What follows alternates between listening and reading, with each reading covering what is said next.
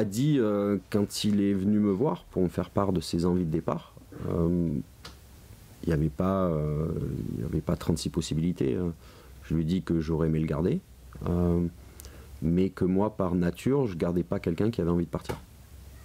Parce que quelqu'un qui reste, alors qu'il a peut-être des envies d'ailleurs, c'est quelqu'un qui n'amènera pas 100% de ce qu'il doit amener, donc quelque part, il sera un frein au développement de l'équipe. Il sera remplacé. Pas pour l'instant. Il reste quelques heures, quelques jours. Tout à fait. Pas avant le match de Bastia. Alors, le fait qu'il soit accueilli... Je me rappelle d'un jeune Américain qui est venu à Monaco il y a quelques années, Adou, où pendant des semaines et des semaines, et voilà. C'est pas, non mais je veux dire, c'est pas dirigé vers Adi, c'est simplement pour dire que c'est pas parce que les titres des journaux sont gros que forcément ça va être une réussite. Je lui souhaite parce que c'est un gentil garçon. C'est un gamin adorable qui à un moment donné a peut-être eu des envies de partir, qui à mon avis son entourage a bien insisté sur ces envies-là.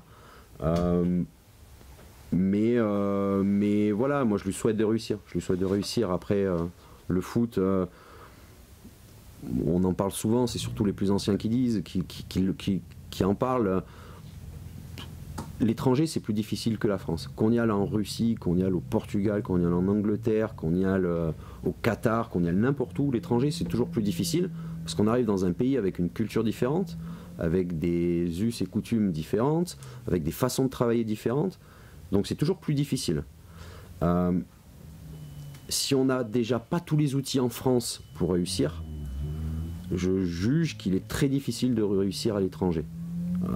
Une fois qu'on a prouvé ou réussi un peu en France, là on a des éléments pour pouvoir prétendre à une réussite à l'étranger.